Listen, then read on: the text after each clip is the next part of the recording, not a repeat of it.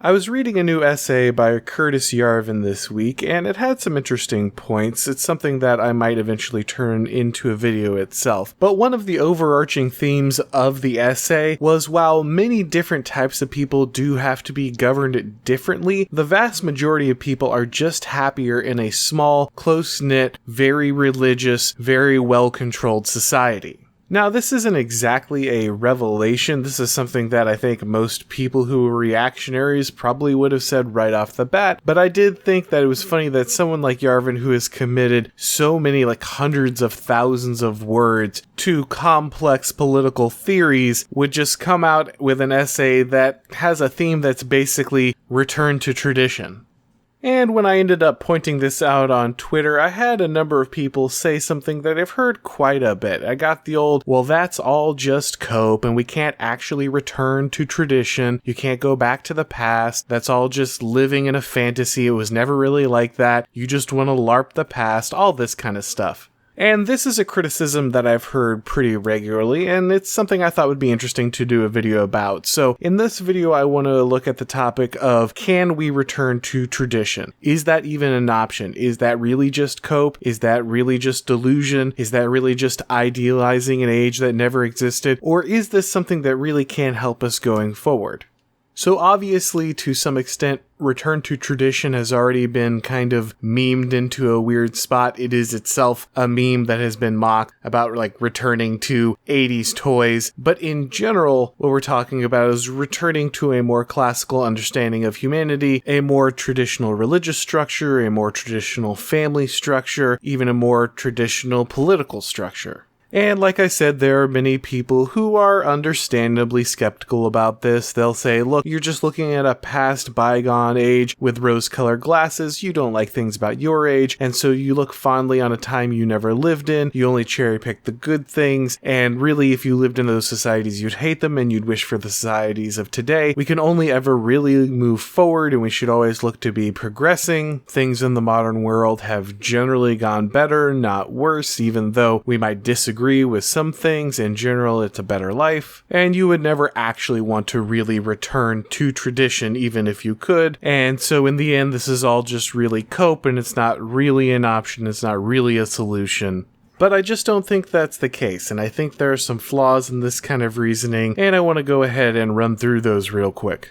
One of the core problems I have with this narrative that criticizes returning to tradition is that it reeks of Whig history. It is very similar to this narrative of history that most of us are taught, which says, look, history is always moving forward, things are always progressing, things are always getting better, we're always building something newer and better. The newer things are generally an improvement. Humanity might make some missteps here or there, but at the end of the day, history is about progress. It's like that Martin Luther King Jr. line, the long arc of history bends towards justice. But I think if you really look at history, that's just not the case. Look, the long arc of history is just the first part of a circle. Empires rise and fall, civilizations ascend and they die off. The world enters darker periods of existence. Things do not just get better with time. In fact, often they automatically just get worse. Great civilization, improving civilization is not some inevitable fact. It's a jewel to be treasured and protected, not some kind of certain outcome that just arrives over time. The relentless force of social entropy works to break down any civilization that is not actively protecting itself against these things. That is the purpose of tradition. That's what it does. It encodes learned lessons of our civilization into ritual that we can perform so that we don't have to relearn these things. It transfers that knowledge between generations and helps to defend civilization from these natural entropic forces. Those who forge great civilizations usually live very hard lives, and they have to learn very difficult lessons at very high costs. Their children, due to the protection the civilization provides, do not have to live through those same circumstances, but the lessons learned by their parents are still important. The purpose of traditions, I mean, there are many purposes of traditions, but one of the core purposes of traditions is to protect that knowledge for a generation that would not have learned it otherwise. This is why we so often do not understand the purpose of traditions when we are young, because literally we haven't had the experiences that create those lessons. And if they do their job, often we never will. But this is why the breakdown is always inevitable, because you are always separating the generations from the original learning of the knowledge. The longer you can do that, the stronger the tradition is. The longer you can maintain that tradition, the longer you can continue that knowledge forward into the future, the better you did at building a civilization, usually. But you might see a problem forming, and you're right to do so. How does this apply to a civilization like our own, which has basically lost touch with almost all of its traditions? When that great chain of being that tradition creates is broken, and there's no longer anything truly tethering you culturally to the past, how then do you actually return to tradition? And look, the critics do get one thing right. You can't just pick up an old lifestyle and try it on for a little while to see if it fits. You can't just photocopy the past, try to put it on the future, and awkwardly walk a civilization forward. Which is why all efforts in this direction have to be about revivifying tradition and then synthesizing it.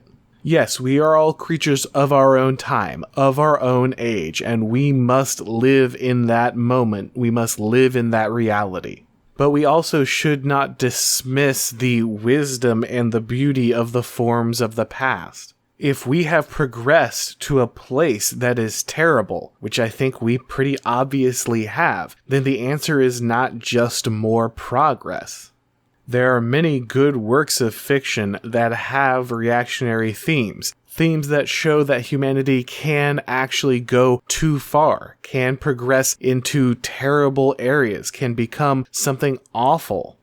This is something you see very often in science fiction, where humanity's desire to progress eats it alive. Where it creates a weapon that wipes out all life on Earth, or creates a race of AIs that end up enslaving the people. We know this deep down in our lizard brain. Like, we know this on a very fundamental level and keep making fiction about it over and over again. We know that this is a pattern in history that could emerge. There are things in the past that are better, that are worth preserving. There are parts of civilization that can actually only go downhill at some point.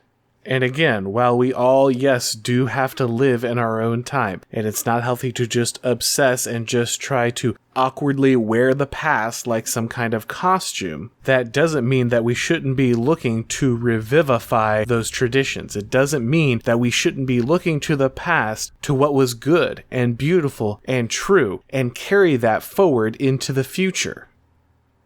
Thanks for watching, guys. If you liked the video, please go ahead and click the like button. If it's your first time here and you haven't subscribed yet, you can go ahead and do so now. If you want to join me on Twitter, or if you'd like to donate to my work, the links to do so are down below in the description of the video. I also went ahead and actually created a little merch for the channel. There's a link to the store down there as well.